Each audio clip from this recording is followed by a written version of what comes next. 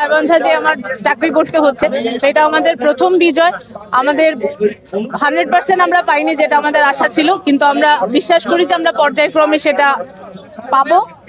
আমাদের সকল শিক্ষক মন্ডলী, পুরো বাংলাদেশের সকল মানুষকে এমপিওভুক্ত শিক্ষক পরিবারের পক্ষ থেকে অনেক অনেক কৃতজ্ঞতা এবং ধন্যবাদ জ্ঞাপন করছি। আমি সরকারের প্রতি কৃতজ্ঞ যে তারা অল্প সময়ের মধ্যে, আমাদের 2 সপ্তাহের আন্দোলনের মধ্যে আমাদের এত বড় একটা বিজয় অর্জিত হয়েছে।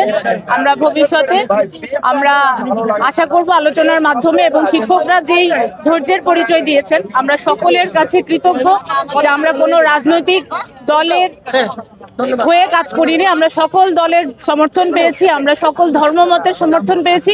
ধন্যবাদ পুরো বাংলাদেশের সকল মানুষকে, ধন্যবাদ আমাদের নেতৃবৃন্দকে, ধন্যবাদ সকল শিক্ষককে যারা এখানে এসেছেন বা দূর দূরান্ত থেকে আমাদের সমর্থন করেছেন। অনেক ধন্যবাদ শিক্ষক মন্ডলীকে, শিক্ষা মন্ত্রণালয়কে ধন্যবাদ যে আমাদের সাথে তারা আজকে একাত্মতা পোষণ করে আমাদের এই বিজয় আমাদের হাতে তুলে দিয়েছে। আমাদের দাবি মেনে নিয়ে মনের আশা আংশিক হলেও পূরণ করেছে। আমরা কৃতজ্ঞ এবং আমরা ক্লাসে ফিরে যাব খুব স্বতঃস্ফূর্ত ভাবে।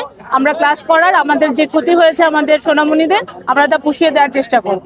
ধন্যবাদ সবাই। শিক্ষকদের প্রত্যাশা থাকবে, আমি ব্যক্তিগতভাবে শিক্ষকদের তরফ থেকে বলতে চাই, আমাদের দাবি নিয়ে যেন এরকম রাস্তায় আর খোলা আকাশের নিচে এরকম দাবি নিয়ে আসতে না হয়।